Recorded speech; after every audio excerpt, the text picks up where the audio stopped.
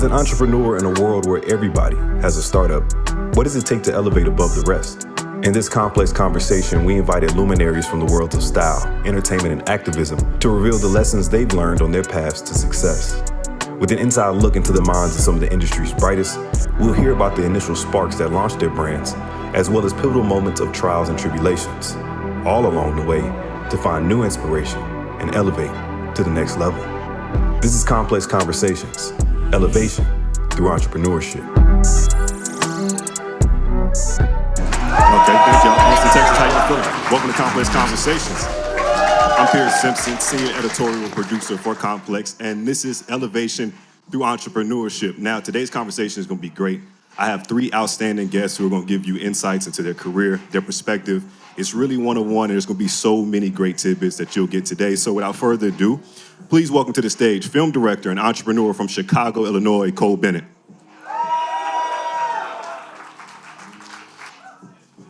Next up, we have co-founder of the streetwear Mecca brand, Union Los Angeles, and the founder of Beth's Beauty Supply, Beth Birkett Gibbs. Please welcome to the stage.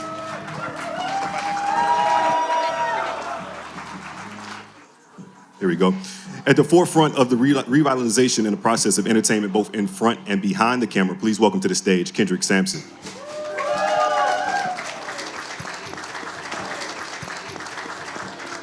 Final round of applause for our crew up here. I'm excited to get into this conversation because delving into each of you all's career and just the research, it seems to be that the entrepreneurial spirit started early. Cole, you had mentioned that your mom was just created all these different types of knickknacks and things, even wanted to write a book at one point. I feel like that might have sparked the entrepreneurial mindset in you. Beth, the same with you and your father. He invented a lot of things, different things he wanted to come about. And Kendrick, you told your mom you wanted to act at a young age, and she handed you the Houston Chronicle and was like, all right, go find an agent. So obviously it seems that entrepreneurial spirit came early. So for each of you, Cole, I'll start with you. What was that first moment where you realized, okay, I might be an entrepreneur? I think we all, explore the idea of entrepreneurship very early, but we don't really know we're doing it. Right. I always have been creative, and when I was a kid, I had this dog named Sandy. Yeah. And I love Sandy so much that I made a comic book called The Chronicles of Super Sandy.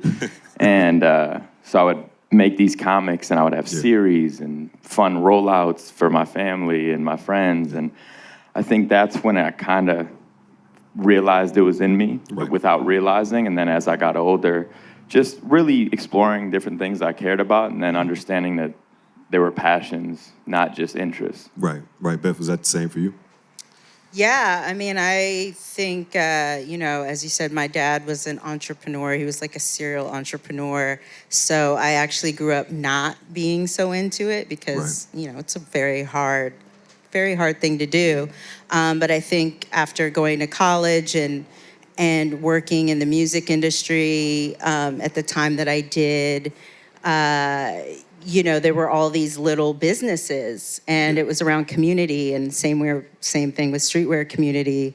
And I think that's what drew me to, I know that's what drew me to entrepreneurship, the community element of seeing a bunch of people just come together for, whether it's music or a brand, and just kind of like make it work. Right, for sure. Kendrick, how about you?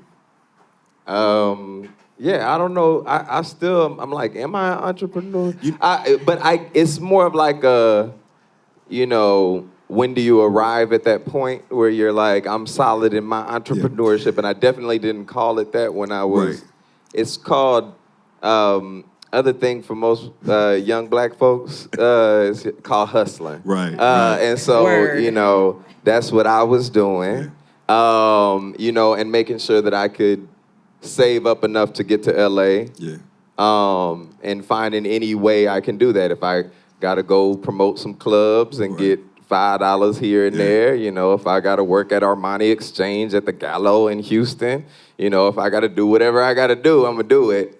And then actually knowing back in the day when Austin was the hub of independent filmmaking, it was like in the U.S., it was like the mecca of independent filmmaking, and I heard about Robert Rodriguez coming out here and building a little studio and all of this stuff. And that actually inspired me more than anything, because I didn't see the opportunities for people that look like me in Texas to go to LA and bring them back. Yeah. And I think that started my entrepreneurship journey, learning that you have to create systems and organizations and companies in order to resource, the work and opportunities. Because even from the onset, I was curious too. I was like, okay, Kendrick doesn't have maybe a business in a traditional, you do now, but in a traditional sense when you started. But I guess you can make the case that being an artist in any way, that is entrepreneurship, because you are on your own and you have to figure it out. You have to have a corporation. You have to understand your accounting. You have to have different companies in order to produce work.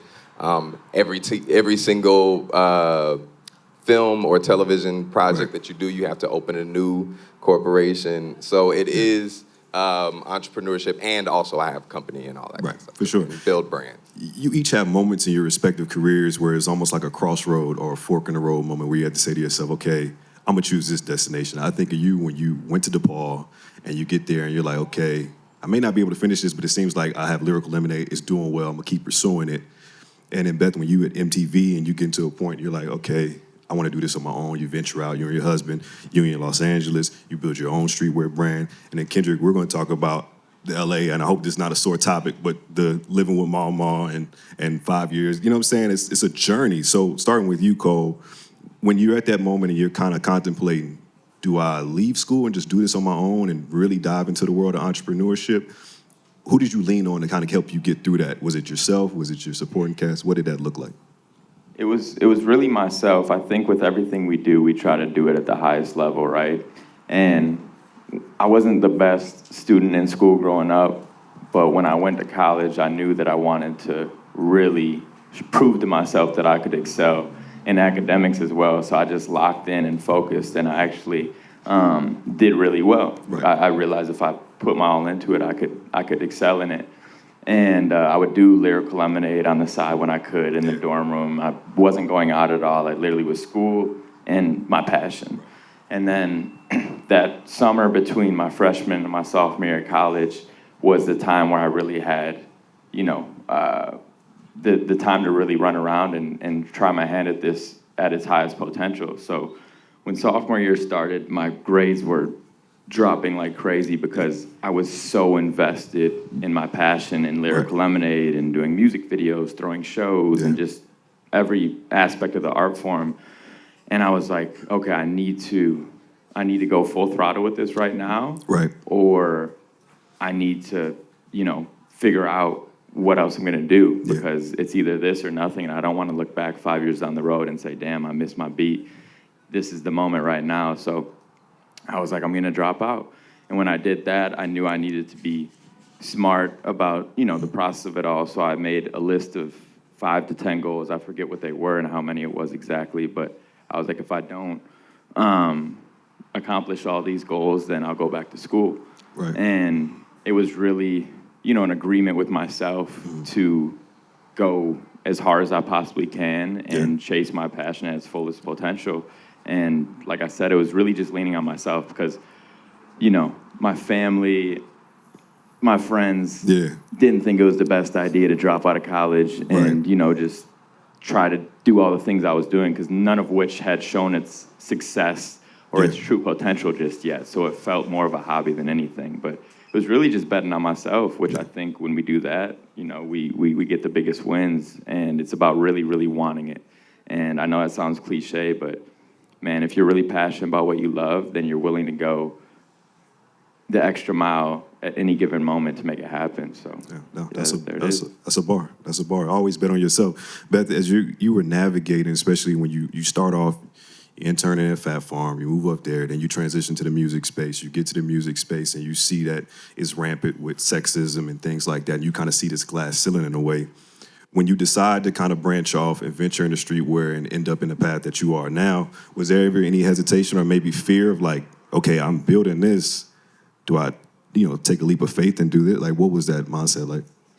I think entrepreneurship, not all of it, but a lot of it is organic You know, the same way Kendrick was explaining how he kind of got into being an entrepreneur, the hustle of trying to, you know, figure out what you're going to do. But you don't really think about it as like, oh, I'm going to start my own business or I'm an entrepreneur. You're just like, I got to do what I have to do. And I think that's kind of how my husband and I approached everything, was just kind of like, you know, a hustle. Yeah. Like, you know, and not even with a long-term goal in mind, because you're like, you know, you're just kind of in it and you're not even thinking, you're just surviving. So I think a lot of those survival instincts, intuition, all that, the hustling, the navigating, that's definitely what got, you know, me and what got us there. So for sure.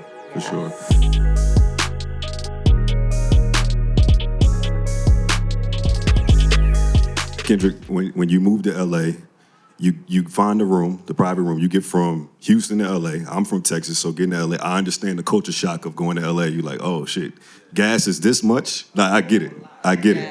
Right. So when you battle the encounter of losing that spot and you end up moving there with Mama for some time, how did you get through that to kind of see the silver lining and say to yourself, okay, there's light at the end of the tunnel. I'm gonna figure this out. I'm gonna make it as an artist, which eventually leads you to where you are now with your business as well.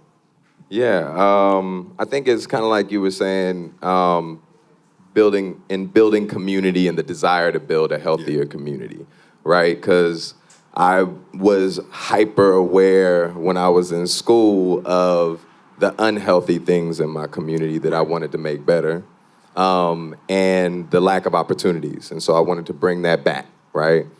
And in that process, like you're saying, organically, you find out that in order to resource those things, you gotta start businesses, you gotta start organizations or join up with other people that are doing like-minded things. And then you want to sustain that community, and that takes physical places, it takes resources, finances, it takes information, it takes organizing digitally. So then you have people that specialize in that, and you find out how to resource them. And then you have to figure out how to turn a profit so you can keep resourcing it. Right. You know, and that was really the process of when I got to LA, and even before LA, I'm a Pisces, you know what I'm saying? My birthday was a couple days ago. Yeah. Happy belated, it would be sad by the if way. My birthday was a couple years ago. But yeah, a couple days ago was my birthday, March 8th, you know. Make some noise. Happy belated birthday. Happy belated birthday. Thank you. If anybody wants to donate to build power, go to bldpwr.com. But I always go in, I don't know if y'all know nothing about Pisces, but we all about vision. We come in and we be like, this could be way bigger, guys. This is so much amazingness here, potential. And I used to see that vision that I wanted my community to be. Yeah. And it drives me all the time. Like even when I got kicked out, I'm living out of my car, and then finally I meet this 88-year-old woman who, you know, cooked me dinner because I ain't had no friends in LA. And then find out her husband died the year before. So she's like, I need help around the house. You need a place to stay. What we gonna do? Be roomies, right? Now begins Mama, right? Organically, now I have family, you know, for life. We lived together for like 5 years. Yeah. I have $500 rent. This is how we figure out how to resource each other, right? Yeah. And even in that community, that's Ladera Heights in South LA. South LA wasn't treated like the rest of LA. That's the black area. So I saw the vision for what I wanted that to be and how to resource that.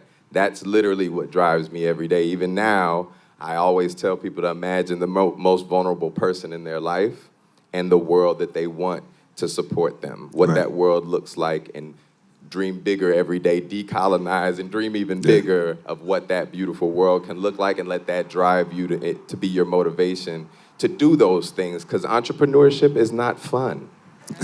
It has its amazing high points, and it's a struggle, it's a hustle. And you have to have that to drive you through those moments to understand why you're doing that, that you're walking in your purpose and leaving this world better than you found it. Beth, what would you say is the most difficult part about entrepreneurship? Because you had mentioned to Noah that it's like a mental gymnastics that you have to go through constantly being an entrepreneur.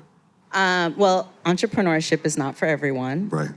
And that's why you need your community. And your community helps you figure out what your strengths and your weaknesses are, sometimes through trial and error, most times through trial and error, and that's okay. And, I would say the hardest part, especially right now, in entrepreneurship is finding that community, because I think a lot of people have their own business now, and a lot of people are doing it themselves. Yeah. And it takes the fun out of it. It takes you're like, why am I, especially if it's around activism or building a better place, and you're like, I'm doing this all on my own. Everybody's, like being a jerk because they're putting up boundaries. Everyone's hurt, and it's like there's like employee and an employer, and there's so many divisions. And I just think that, we just all need to fall back and realize that we all need each other and we can't do this alone. And, so I think that's the hardest part of entrepreneurship right now. Yeah. And even, prior to now, I think it's like, not everybody is a creative. Not everybody is, because no one wants to be the business person, right? And in these communities, everyone's like, well, I'm the creative, and I'm the creative director, and I'm the visual, and oh yeah, that's not my strong suit. I don't know how to count money, but no, you know how to count your money, bitch. Like, but it's like, but how can you do that for all of us? Yeah. Because we need that, and there's always one person that's better at something than the other, and that's okay. Like, we don't all need to be the star even, like, For sure. So, no, yeah. I get that. You were mentioning entrepreneurship is hard. Cole, I think about the time Quavo calls you, tells you come down to Atlanta, shoot this video. You have about $3,500 in your bank account. You go down and shoot the video, buy a hotel room. You put all the stops out for this video, it never comes out. When you're in that moment, I guess when you look back on it now, in that moment, did you think to yourself, like, damn, is anything gonna come from this? Did you see the silver lining? Because like Beth mentioned, entrepreneurship is not for everyone. It's difficult. I'm not sure many people would have that faith in general, especially in themselves, to risk it all to shoot a video that ultimately never comes out. Man, I think it was one of the best things that ever happened in my career. And I say that to say, there's moments where you get down on yourself in that situation. I felt like I wasn't good enough. I felt like the video I made wasn't good enough. I felt, a lot of things in my head was going a lot of different places. But when I looked at the positives of it, and I think that's the power of being optimistic, Quavo saw enough talent in me to reach out to me to come shoot this video, just a kid with this camera. Right. And that let me know one thing. And then beyond that, I've made like 7 versions of that video. I spent hundreds of hours trying to get it to a point of their liking.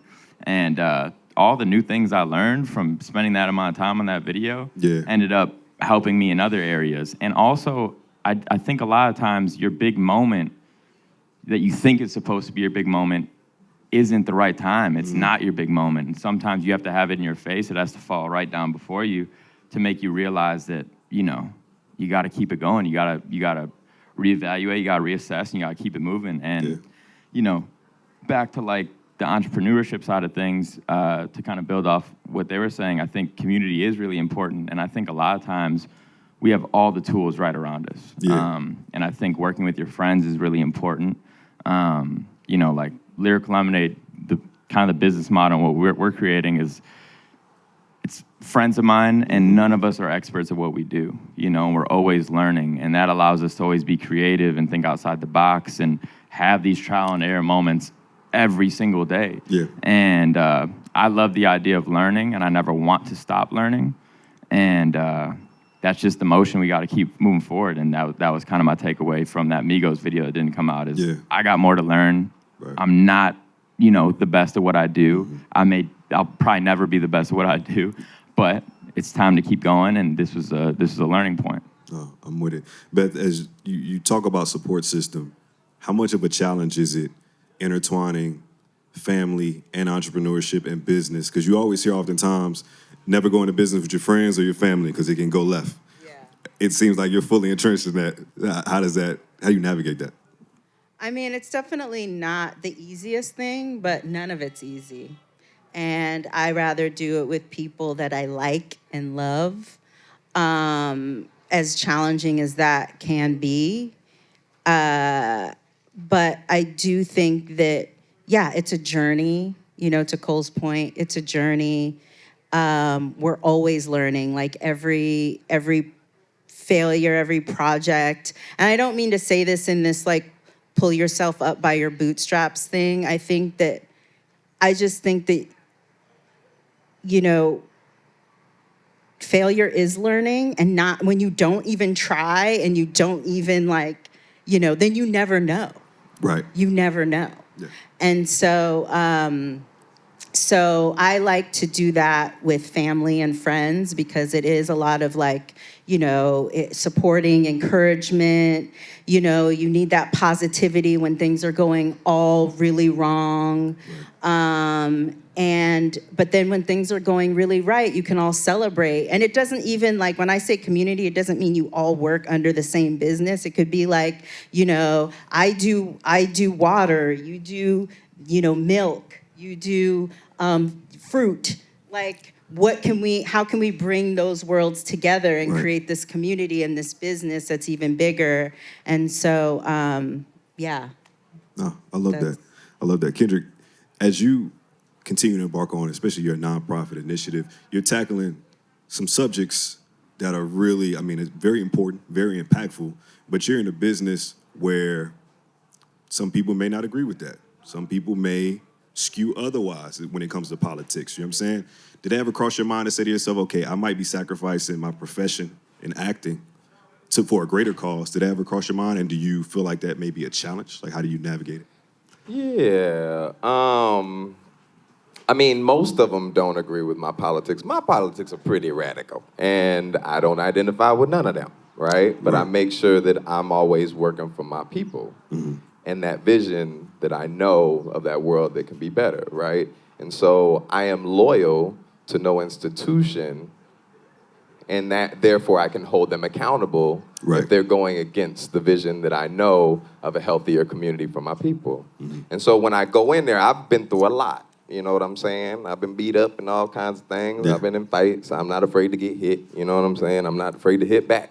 So when I go into these boardrooms with these big wigs and people that run studios and companies and things like that, I can sit there and think to myself, my people are dying. I don't care what you're saying. Ain't no intimidation you can give me that's going to make me think that I need to go against my values. Right. So it grounds me in those spaces to always be connected with those communities and have those points to come back to, because if I don't have those touch points and those people to talk to and keep me accountable and keep me in line, I go into those meetings, I might talk my big mess, you know, I'm in there shit, you know, chest puffed out, and then I get back home, realize ain't nobody got my back. And I'd be like, well, maybe let me send an email and clean this up, you know? So it has to be connected to community, because the deception of capitalism is that we don't need each other, right? That it's lonely at the top, that you can't take everybody with you and all that stuff. But then you're trapped in that. You have to shed the people that you love. You have to make sure that you're acting extractively instead of generatively, instead of regeneratively, instead of in a way that everybody benefits, and you too are in bondage, right? If we're not all coming up together, then we ain't all coming up together. It's not liberation. It's not real liberation, right? It's not truly being free, internally, externally, or any otherwise. I don't want to be the only one up there. That's lonely, boring, and annoying. That's such a great point, because all three of you are incredibly successful and talented, but you reiterate that you, one, can't do this alone. It's important to work within your network and work laterally, because I think a lot of times you hear from people, they're like, you know, they always want to go up. Like, I want mentorship up. But it's like you can build something with the people right next to you. You have to. Yeah. You have to. There's no benevolent oppressor. They ain't gonna be like, oh, okay, well, you know what, you're right. I was stealing all this stuff from you, but here you go. I'm gonna take that back. You was right. You made a good point. Nobody's gonna do that. So you have to build laterally. There is no reaching up and pulling down. The resources are right here amongst us, and we are always fooled into thinking we don't have as much as we do. And so we separate ourselves so that we actually separate ourselves from the system that is full of resources that is us laterally. I love that you said that, because that's what I'm always like, it ain't the hierarchy, it's lateral. Yeah, that's the game I always try to give people. It's like, yo, like build with the people that are right there with you. Because someday they're going to be managers, they're going to be bosses, they're going to be executives. And if you didn't cultivate that relationship early on, especially when you're in the trenches together, they're not going to look out for you later on because there's no relationship there. So,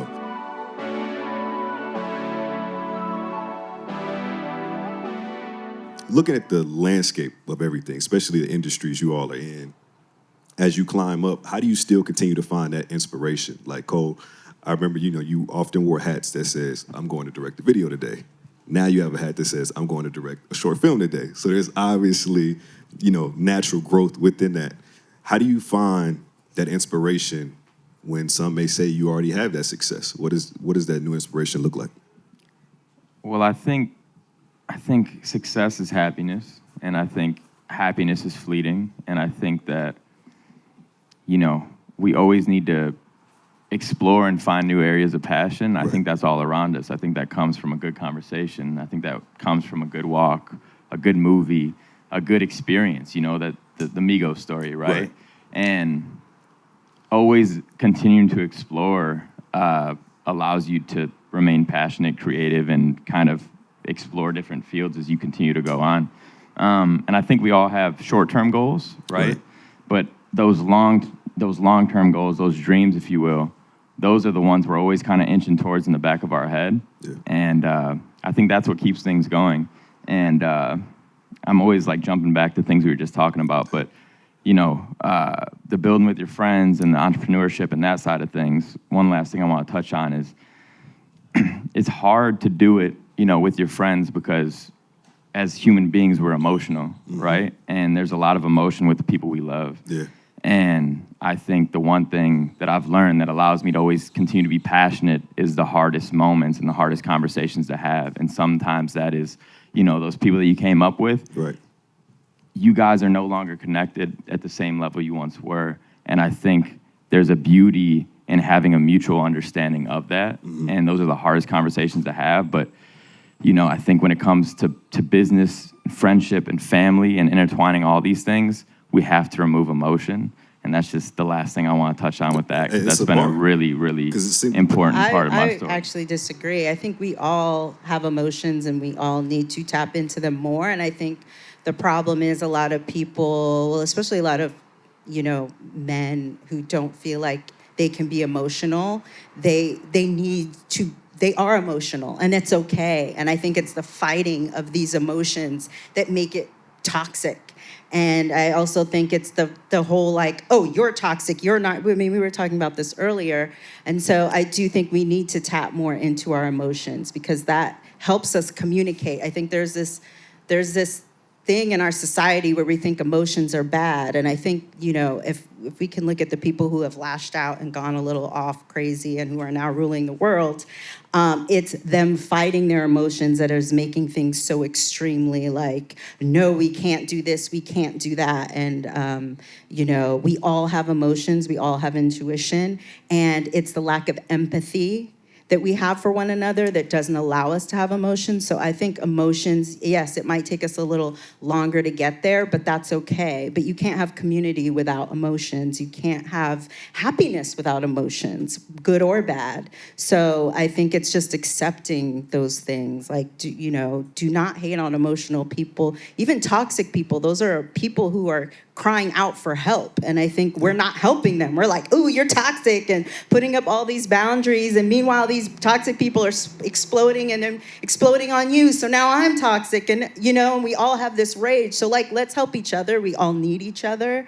And it doesn't necessarily have to be in business, but it could lead to business and better lives for everyone. It's just like support each other, period. I think that we think about that a lot in terms of how to reimagine the workplace and the culture in the workplace because, yeah, emotions are natural, they're organic, they actually help in communication if they are communicated well.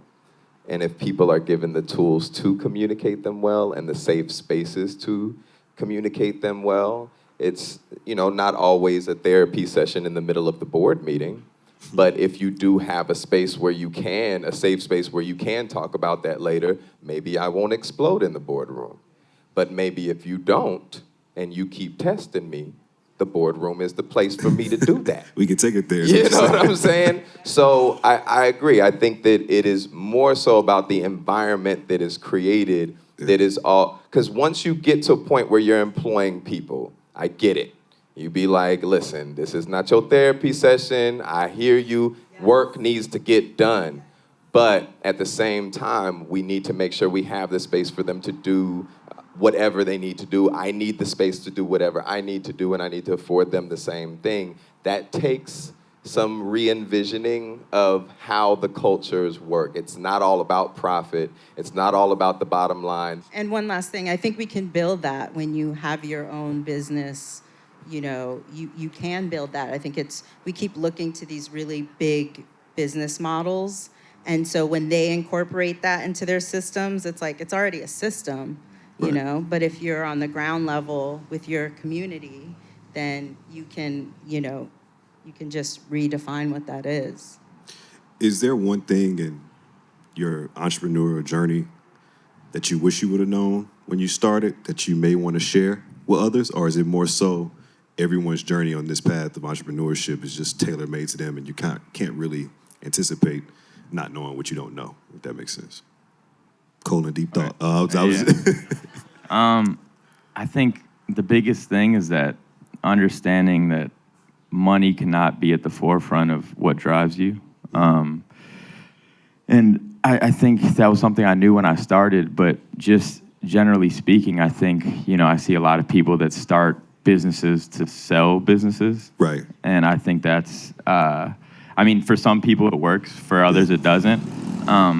I just think it's really hard to build anything that isn't stemmed from real love and passion. Yeah. And I'd say if you can really only and solely focus on that, loving the people around you, creating what you love, then you're in a really good position to find genuine happiness. And on top of that, create something that lives long beyond you and is something that is powerful, impactful, inspirational to others, but it needs to come from a real place. And I think when I started, that was what I knew, but as I went on and I got to understand how ugly the business can be, how ugly the industry can be, how ugly people can be, it made me realize more and more that none of that matters. There's no amount of money that would make me do something that I don't want to do.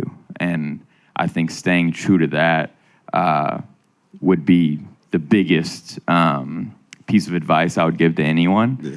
And, just knowing that all things that appear to be fun and, have all the glam and whatnot usually aren't that fun. And it's all about creating your own route within. And your story is beautiful for being your story. You know, that person's story is beautiful for being their story. Yeah. And just staying rooted in your own journey is not something I wish I would have known, but something that I would always, want people to know. For sure. I thought it was incredibly honorable that you get approached by multiple labels. Damn near 10 figures, and you turned down both of them. So obviously it's about the art form. And I guess, was there ever any hesitation when you turned down opportunities like that, where it's like pushing 30 million type up? It's not even a little bit. Really? Like I said, I think money is one of those things that if it's supposed to come, it will come. If it's not supposed to come, it won't. I really, truly just believe in what's supposed to come to me will come to me. And when it comes to me, I'll know that this is for me. And if there's any hesitation in something, it's probably not for you. I think you should follow your intuition. And money's one of those things that can trick you. That number on an agreement or whatever it may be, it can fool you. It can fool a lot of people. And I think if you just maintain deep in your integrity and your values, your morals, and you'll be good. But for some people, it's different. For some people, the goal is to make a ton of money because, at the end of the day, that can lead to more things and more, they could use that as a resource to build other things. So it's not falling against it, it's just falling against it if it goes against what your values and morals are, Right. Beth, when you started your entrepreneurial journey, did you have a vision in mind? And as we fast forward to where we are now, is the feeling different of maybe fulfillment? Is it a different type of joy that it brings you compared to when you first started? Yeah, I mean, I think it's not that different, but to Cole's point that, when you are doing something that you love, you kind of find it. You kind of find that thing that, it might start off one way, but then it changes because you're following that. You're not following money. You're not following, you're just following that feeling that feels good. And so, yeah, I think it's definitely money. I mean, you can't do it from, eventually you're like, it's not worth the money. Yeah. Like my mental, my health, my happiness. And so it's worth your happiness. So it's like, what makes you happy? Yeah. And I think we're all artists. I hate to sound so cliche, but we are.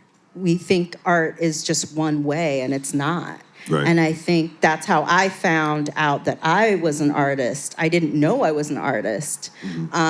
And I think, like, even watching my dad, who was kind of a serial entrepreneur, he was doing it for money. He was hustling. He was like, oh, I got to, provide, da-da-da. And so he was never able to really find that thing because he was chasing money and there was nothing else behind it. And so, it's really all about, we need art to exist. So whatever your art is going to supply a lot of that self-love, a lot of that thing that you can't get from anywhere else. So I think that's the most important thing is just, following that art, that passion that makes you happy. I'll get that. Kendrick, Some people may say, I want to be a multimillionaire. And then they go on their journey and they might find something else that's more fulfilling to them. The goal changes. For you, was it money? Was it artistic accolades? What was the thing? No, I mean, one of the privileges that I would say I've had is knowing my purpose. I think a lot of people struggle with that. If you don't know it and you're looking for it, it's to liberate other people. Just FYI, lead this world better than you found it. But I was always really sold on that I was here to lead this world better than I found it in some way. Yeah. And also what I was really passionate about. Now, I would say the shift in perspective has been that passion and purpose are two different things. You can be passionate about a lot of things. You can be passionate, you can have extreme and really intense passions that guide you towards a career. But passion is emotion, passion is feeling, passion is a tool that supports your purpose. Right. But it's not your purpose. My career is not my purpose. Nothing that's gonna make me money is gonna be my purpose. Yeah. Nothing that ends when I end. You know what I mean? So the purpose, I think, is ongoing, and then there are different elements to my life that support that purpose. Beth, how about you? What does the next level look like in a perfect world? Just telling, more stories. Yeah. But just differently, not through clothing or retail this time. So, and trying to, reaching out to other parts of the community and also helping them with whatever, things they're trying to help, fight and help find a solution for. For sure. Cole, I'll let you finish off things with. I just want to keep communicating my ideas and exploring my story. I think I know that I want to get into filmmaking. I want to tell more narrative stories. I want to make movies. I want to make short films. I want to keep learning about all these different avenues, because I feel like there's so much that's going on in my life that I still have so much to learn about, you know? I just want to keep getting happier, keep exploring life, keep loving, keep meeting good people, and I'd say that's the best way I could put it. I love it. I love it.